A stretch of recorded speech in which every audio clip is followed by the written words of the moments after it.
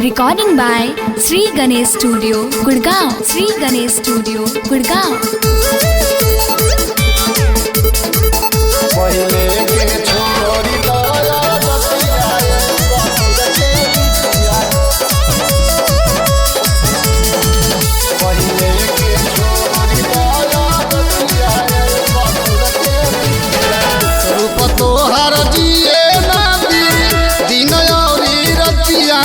ससुर के बिटिया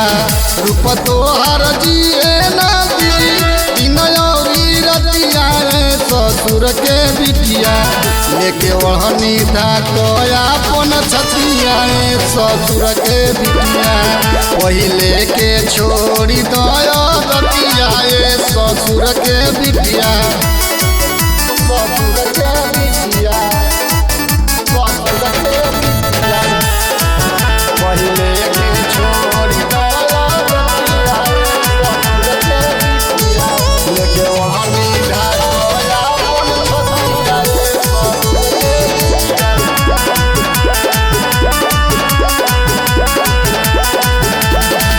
चढ़ली जवानी के आवतनी जूस हो ना तो अपना लहंगा में सब हमार मूस हो चढ़ली जवानी के आवतनी जूस हो ना तो अपना लहंगा में सब हमार मूस हो रोज रोज कटिहा ससुर के बिटिया रोज रोज कटिहा दिन रतिया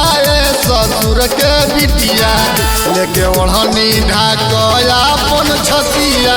ससुर के बिटिया पहले के छोड़ी दया रतिया ससुर के बिटिया पहले के छोड़ी दया रतिया ससुर के बिटिया पहले के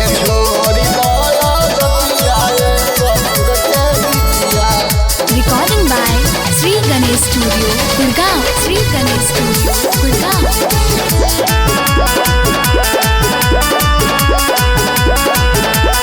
सच कहतानी देखी हो कतना बताव भके तोहरा ढोढ़िया में खड़ा करम टावर